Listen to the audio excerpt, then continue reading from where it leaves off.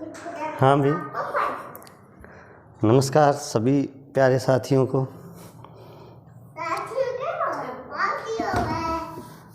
देखो, alkyl halide की श्रृंखला चल रही थी आप लोगों के लिए, और पिछले वीडियो में मैंने आपको ये बताया कि सिलेबस का कौन सा पोर्शन कटा है, किस प्रकार से आप लोगों को सिलेबस में मैंने आपको पेज वार बताए थे। यदि आप लोगों ने वो नहीं देखे हैं तो आप देखें, एल्किल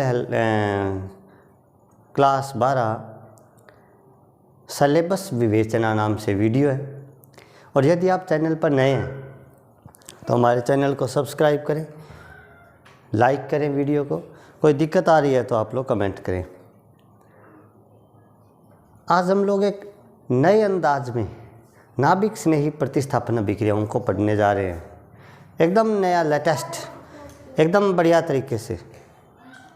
समझ रहे हैं आप बात? तो आप लोग हेडिंग डाल सकते हैं, नाभिक स्नेही प्रतिस्थापन अभिक्रिया।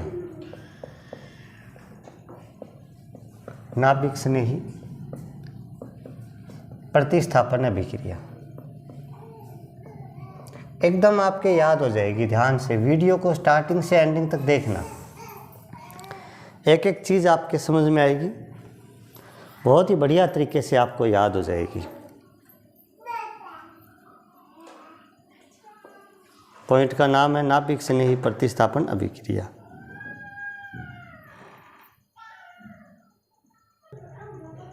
तो पॉइंट का नाम है नाभिक स्नेही प्रतिस्थापन अभिक्रिया। इंग्लिश में बोलते हैं इसको nucleophilic substitution reaction. Nucleophilic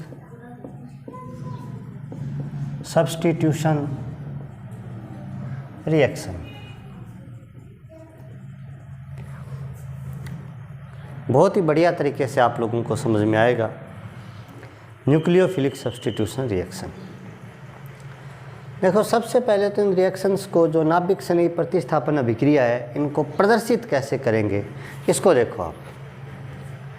English नाम है इसका न्यूक्लियोफिलिक सब्स्टिट्यूशन रिएक्शन। यहाँ से S लिया है, यहाँ से N लिया है, और इन अभिक्रियाओं को लिखा जाता है SN अभिक्रिया। आप लोगों ने यदि थोड़ा बहुत पढ़ा है तो आपको याद होगा SN1 अभिक्रिया, SN2 अभिक्रिया। ये जो SN है, ये शब्द यहाँ से लिए गए हैं। S सब्स्टिट्यूशन से लिया गया, N न्यूक्लियोफिलिक से। देखो, नाभिक स्नेही प्रतिस्थापन, तो नाभिक स्नेही क्या होता है? आप लोग हेडिंग डालो, इंग्लिश नाम लिखना चाहो तो लिख सकते हैं, वरना कोई बात नहीं है। लेकिन ब्रैकेट में ये लिख दो SN रिएक्शंस। SN अभिक्रिया या रिएक्शन, जैसे आप लिखते हैं वो सही है। सबसे पहले आप समझो ये नाभिक स्नेही क्या चीज़ होता है। नाभिक स्नेही, देखो, नाभिक, परमाणु के केंद्र में नाभिक होता है। नाभिक पर कौन सा आवेश होता है? तो आपका उत्तर होगा सर, नाभिक पर तो धनावेश होता है। बिल्कुल, नाभिक पर पॉजिटिव चार्ज होता है। नाभिक पर धनावेश है, और नाभिक स्नेही यानी इस नाभिक से, इस धनावेश से स्नेह रखने वाला कौन होगा? आपके पास दो चीज़ें हैं, माइनस और प्लस। तो तय बात है कि इस नाभिक से आकर्षित होने वाला, स्नेह रखने वाला जो पदार्थ होगा वो ऋणायन होगा। तो नाभिक स्नेही क्या होता है? जो ऋणायनिक स्पीसीज है, जिन पर इलेक्ट्रॉन डेंसिटी ज़्यादा है, जिन पर इलेक्ट्रॉनों का घनत्व ज़्यादा है, ऐसी स्पीसीज नाभिक यानी धनावेश से आकर्षित होती है। और धनावेश से आकर्षित होने वाले जो स्पीसीज है वो नाभिक स्नेही होते हैं। बात समझे? तो आप लोग ये चीज़ लिख सकते हैं, नाभिक स्नेही यानी ये ऋणायन है, या जिन पर इलेक्ट्रॉनों का घनत्व ज़्यादा है, ऐसे चीज़, ऐसी स्पीशीज, ऐसे अणु परमाणु आयन नाभिक स्नेही होते हैं। नाभिक स्नेही कौन कौन से हो सकते हैं? ऋणायन हो सकते हैं, जैसे Cl-, OH-, Br-, Cn-, जिन पर नेगेटिव चार्ज है। ऐसी स्पीसीज आप एक बार याद रखो, नाभिक स्नेही होते हैं। क्लियर? अब आप आगे की बात सुनो। नाभिक स्नेही प्रतिस्थापन अभिक्रिया को SN अभिक्रिया क्यों कहते हैं? ये तो पता चला आपको। इसलिए कहते हैं क्योंकि इसका इंग्लिश शब्द न्यूक्लियोफिलिक सब्स्टिट्यूशन था।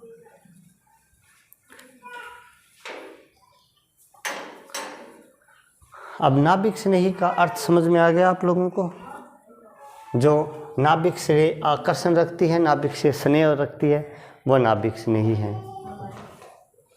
अब इसके बाद नेक्स्ट बात,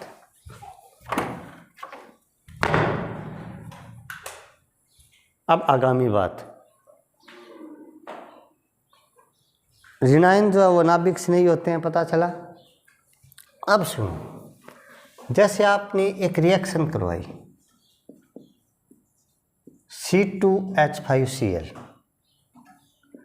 इसकी आप रिएक्शन करवा रहे हैं जलीय NaOH से।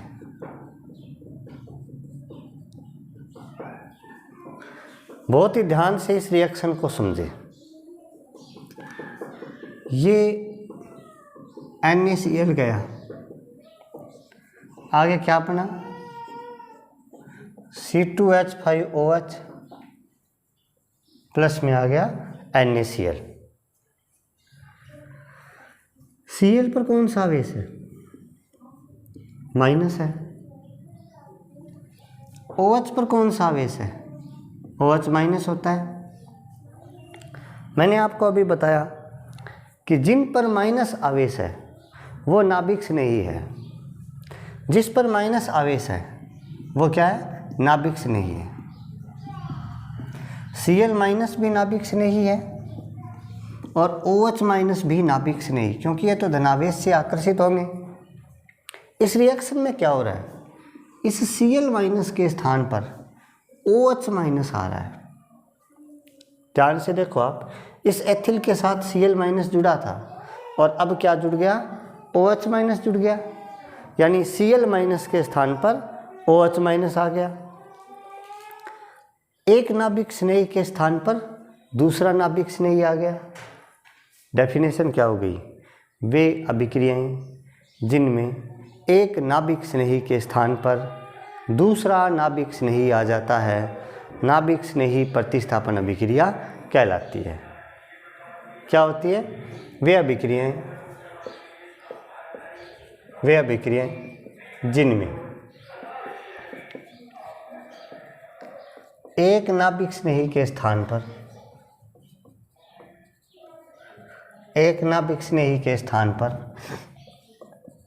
दूसरा नाभिक स्नेही आ जाता है।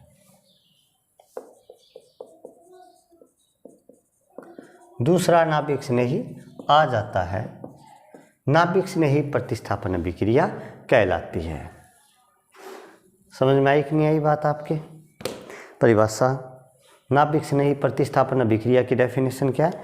वह अभिक्रिया जिसमें एक नाभिक स्नेही के स्थान पर दूसरा नाभिक स्नेही आ जाता है, उसे नाभिक स्नेही प्रतिस्थापन अभिक्रिया कहते हैं।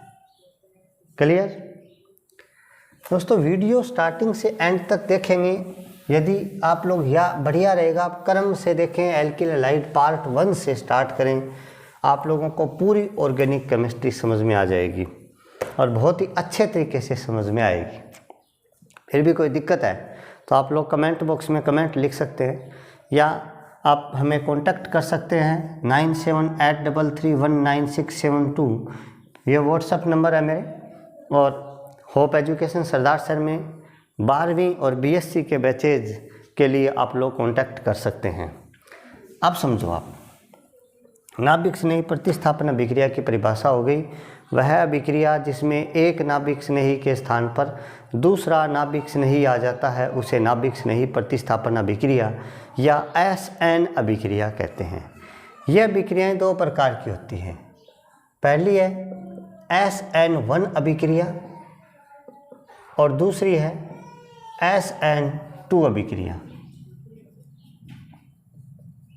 SN1 अभिक्रिया और SN2 अभिक्रिया, ये दो प्रकार की है। इन अभिक्रियाओं के जो नामकरण है, इन अभिक्रियाओं के जो नामकरण है वो इनकी कोटि पर आधारित है। एक शब्द आता है अभिक्रिया की कोटि, जो रासायनिक बल गति की चैप्टर में आएंगे आपके, यदि आपने पढ़ा है केमिकल काइनेटिक्स वहाँ पर। खैर कोई बात नहीं, परिभाषा देखो आप लोग हेडिंग डालें SN1 अभिक्रिया,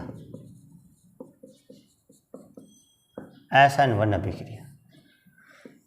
पहले इसका पूरा नाम देखो, इंग्लिश में तो पूरा नाम होता है unimolecular nucleophilic substitution reaction. Hindi में होता है, इसका नाम वन है तो एक अणुक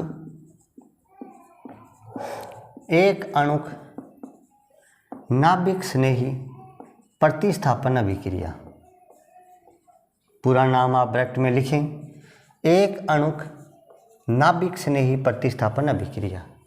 SN2 का क्या नाम हो जाएगा? द्विअणुक, दो आया वहाँ पर, तो द्विअणुक नाभिक स्नेही प्रतिस्थापन अभिक्रिया SN2 का हो जाएगा। SN1 का पूरा नाम हो गया एक अणुक नाभिक स्नेही प्रतिस्थापन अभिक्रिया। इसकी परिभाषा क्या हो जाएगी? ध्यान से सुनना और नोट करना आप लोग सुनने के बाद। वह नाभिक स्नेही प्रतिस्थापन अभिक्रिया, वह नाभिक स्नेही प्रतिस्थापन अभिक्रिया जिसकी अभिक्रिया की कोटि एक होती है, SN1 अभिक्रिया कहलाती है। क्या होती है SN1 की डेफिनेशन?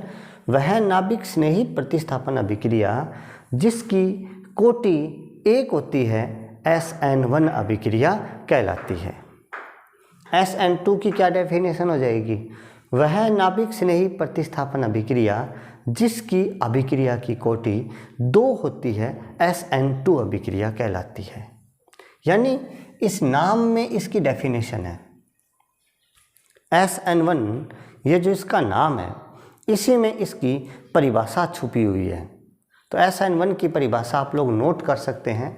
वह नाभिक स्नेही प्रतिस्थापन अभिक्रिया, वह नाभिक स्नेही प्रतिस्थापन अभिक्रिया जिसकी कोटि एक होती है, SN1 अभिक्रिया कहलाती है।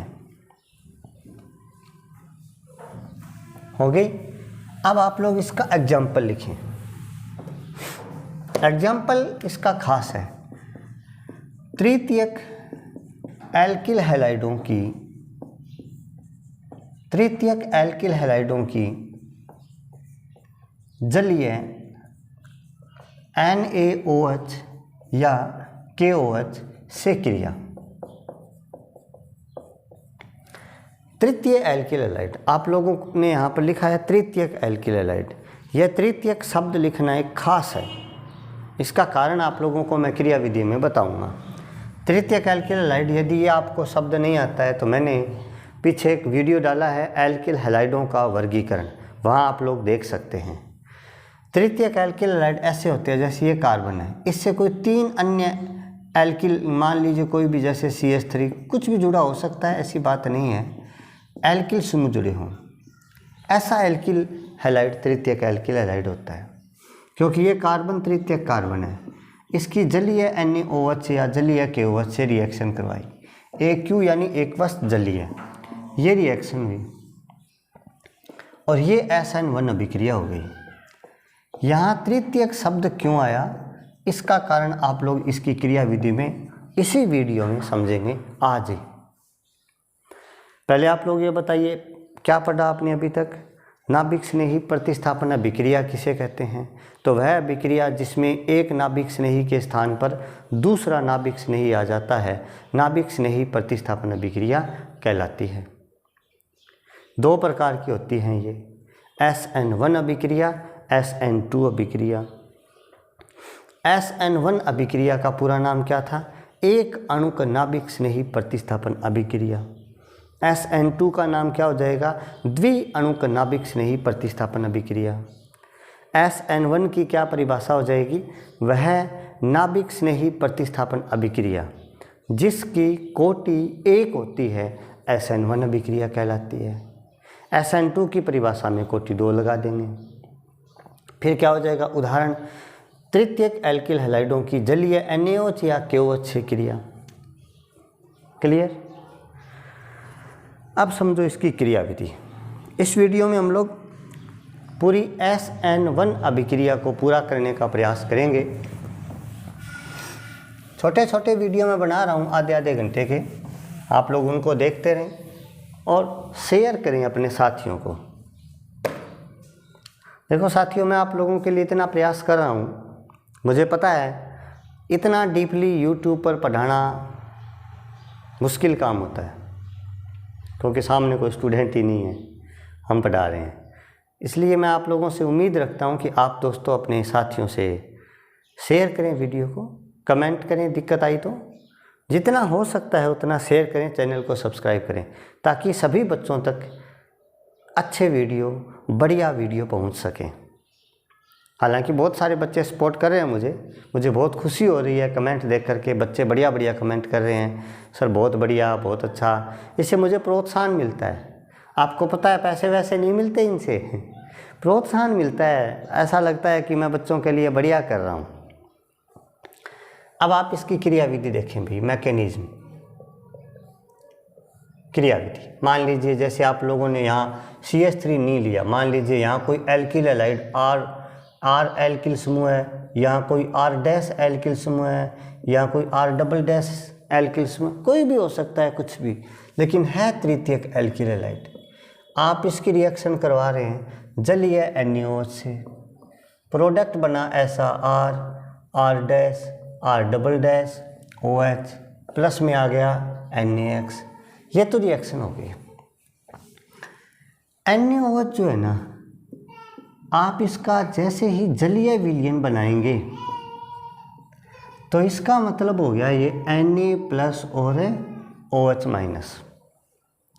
इसको तो बताने की ज़रूरत ही नहीं थी। अब यह अभिक्रिया 2 चरणों में पूर्ण होती है, यहाँ समझना ज़रूरी है।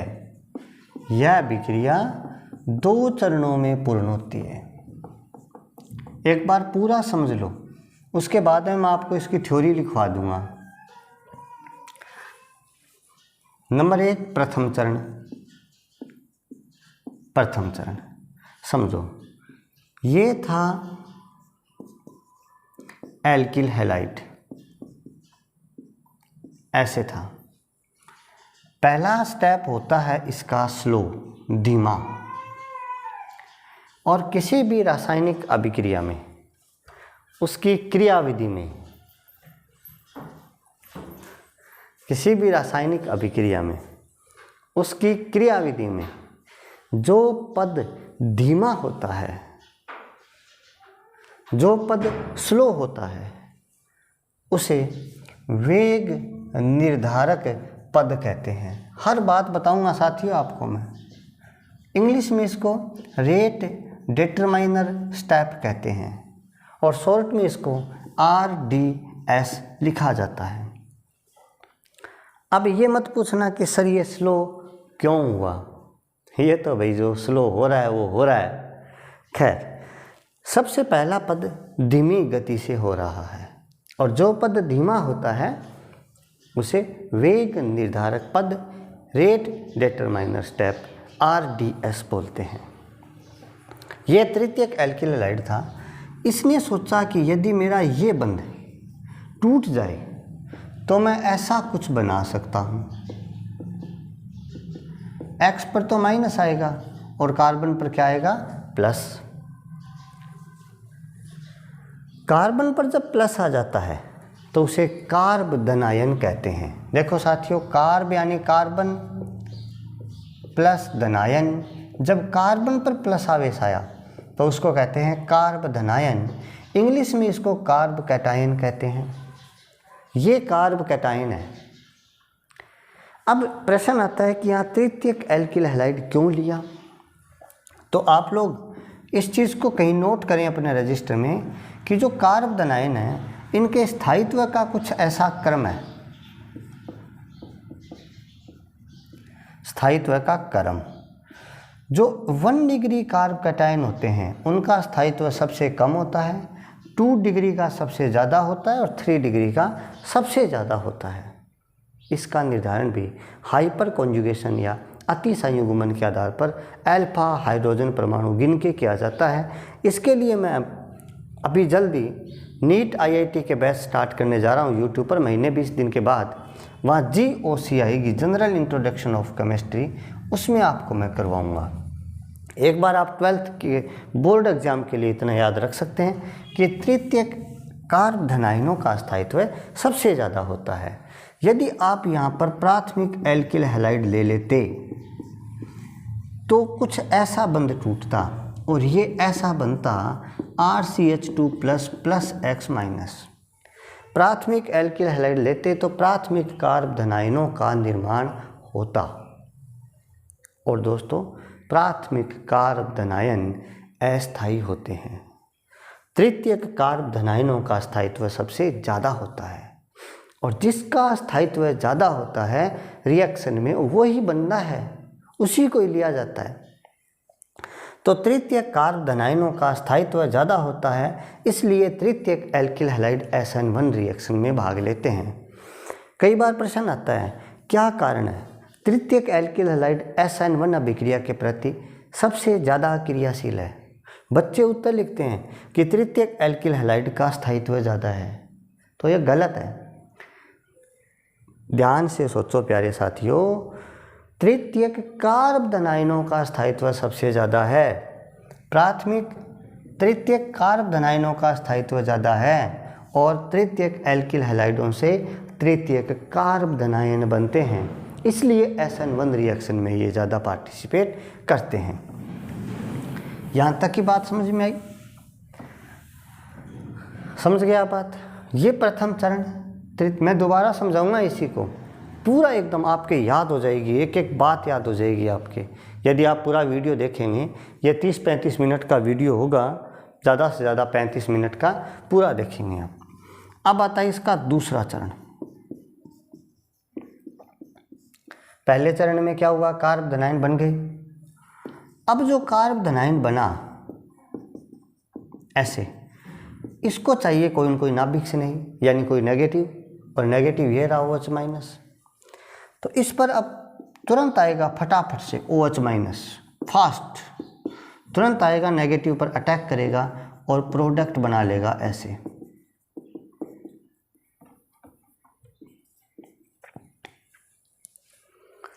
इस स्टेप की भी एक खास बात है जो अभी बताऊंगा आपको।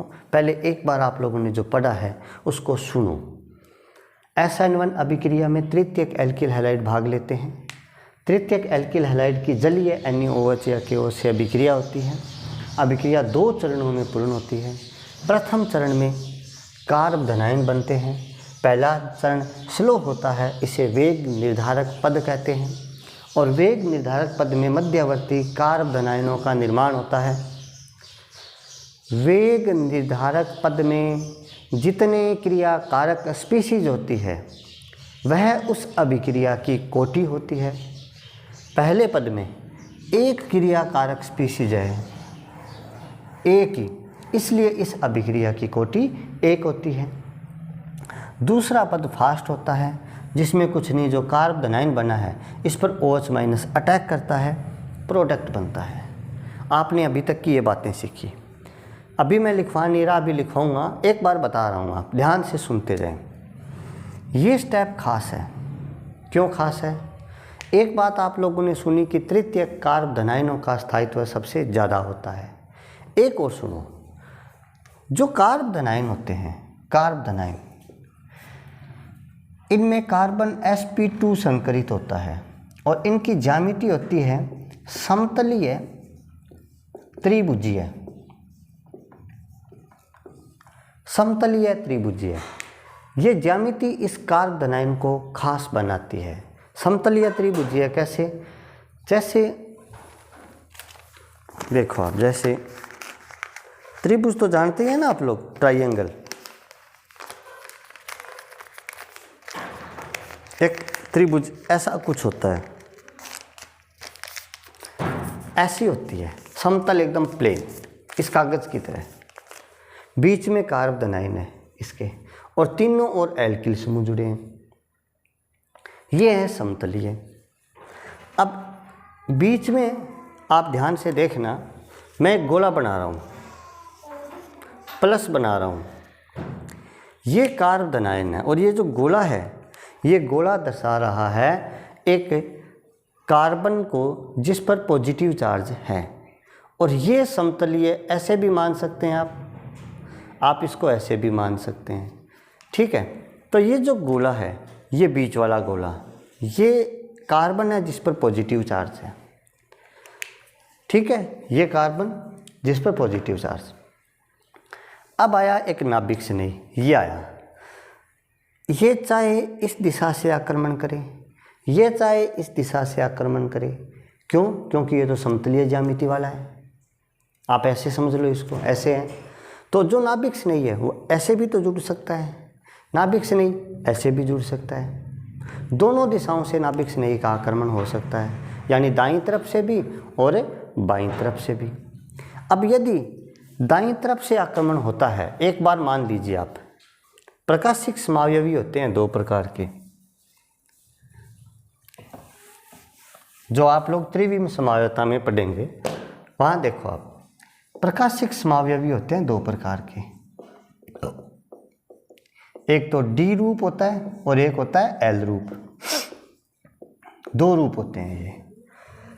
अब जो कार्बन आयन था, इस पर नाभिक स्नेही मान लीजिए दाईं ओर से आक्रमण करता है, दाईं ओर से, तो डी रूप बन जाएगा। मान लीजिए बाईं ओर से आक्रमण करता है तो एल रूप बन जाएगा। अब कार्बन आयन है समतलीय, इसलिए जो नाभिक स्नेही है वह दाईं ओर तथा बाईं ओर दोनों दिशाओं से बराबर बराबर आक्रमण करते हैं, अर्थात आधा डी रूप बनता है और आधा एल रूप बनता है। डी और एल रूप इन दोनों का मिश्रण रेसेमिक मिश्रण कहलाता है, रेसेमिक मिश्रण। अर्थात इस क्रिया में रेसेमिक मिश्रण का निर्माण होता है। ये बात एक बार हो सकता है थोड़ी सी टफ लगे रेसेमिक मिश्रण वाली, क्योंकि ये त्रिविम रसायन में आप लोगों को ढंग से समझ में आएगी। क्लियर? अब साथियों दोबारा मैं आप लोगों को समझाता जाऊंगा और आप लोगों ने रजिस्टर पेन ले रखे होंगे, साथ साथ आप लोग लिखते जाएंगे, ठीक है। हर बात आपके समझ में आती जाएगी। तृतीयक एल्किल हैलाइड की आप लोगों ने जलीय NaO से क्रिया की है। जलीय NaO से क्रिया करवाने पर ये तो Na+ और OH- में टूट गया होगा। अब आप लोग लिखो, यह क्रिया दो चरणों में पूर्ण होती है। यह क्रिया दो चरणों में पूर्ण होती है।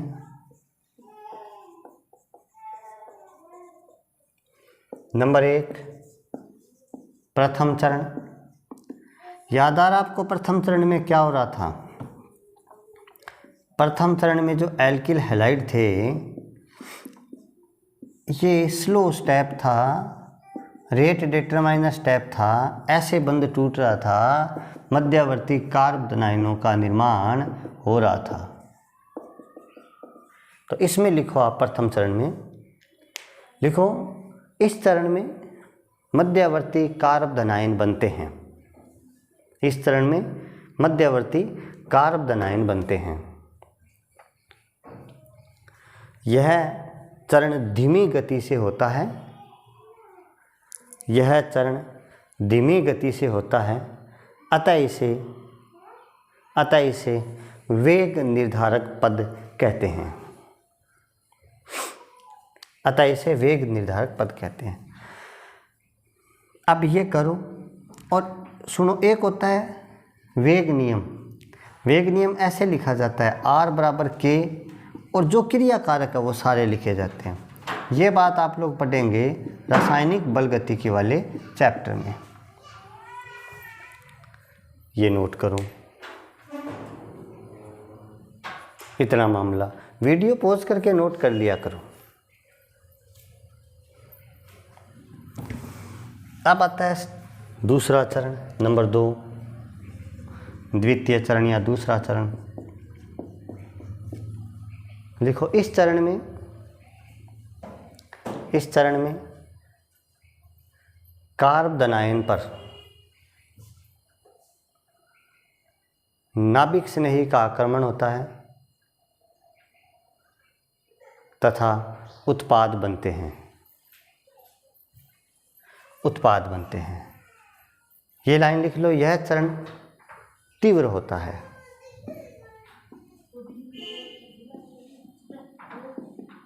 यह चरण तीव्र होता है यानी फास्ट होता है। ये इस प्रकार से इसको करो।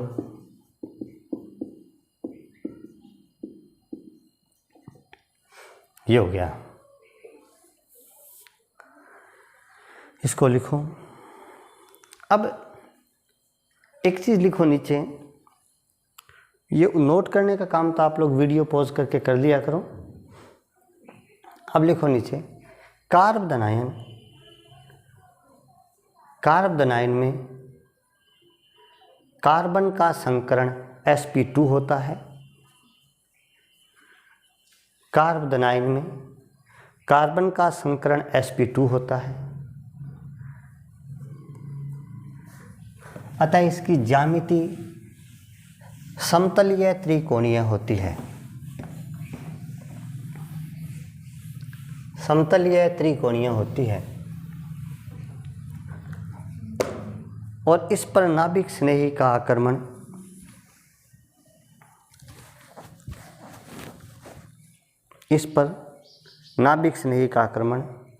दाईं या बाईं दोनों दिशाओं से हो सकता है। दाईं या बाईं दोनों दिशाओं से हो सकता है, अतः इस क्रिया में रेसेमिक मिश्रण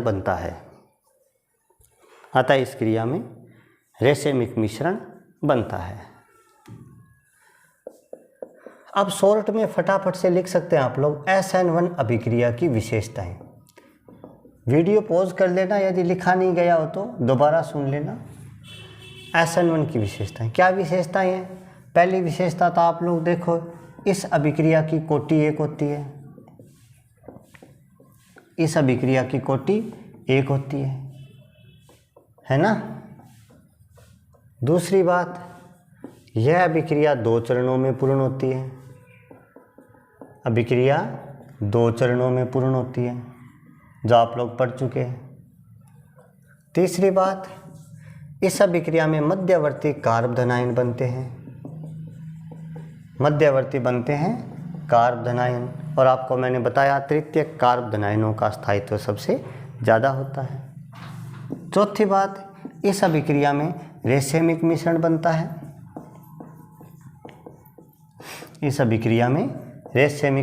बनता है। ये भी बताया आपको मैंने। पांचवी बात, एल्किल हैलाइडों की क्रियाशीलता का क्रम। तृतीयक एल्किल हैलाइड सबसे ज़्यादा क्रियाशील होंगे, द्वितीयक सबसे कम होंगे, प्राथमिक एल्किल हैलाइड सबसे कम होंगे, मेथिल हैलाइड सबसे कम क्रियाशील होगा। यह क्रियाशीलता का क्रम है। अब कई प्रश्न यहाँ से बन सकते हैं। पहला, रेसेमिक मिश्रण क्यों बनता है?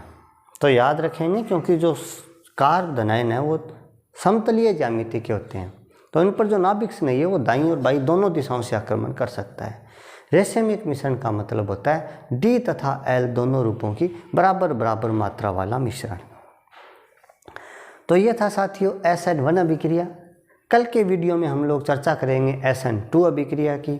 एकदम याद हो जाएगी आप लोगों के, कहीं पर भी नहीं जाना, इस चैनल से आप सब कुछ पढ़ सकते हैं। ऑर्गेनिक केमिस्ट्री की ये श्रृंखला भी मैंने स्टार्ट की है।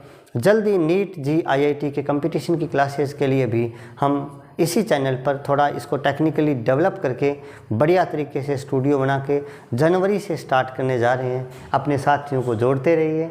बढ़िया तरीके से केमिस्ट्री पढ़ने के लिए, शुद्ध केमिस्ट्री पढ़ने के लिए आप हमसे जुड़िए। आपका बहुत बहुत धन्यवाद।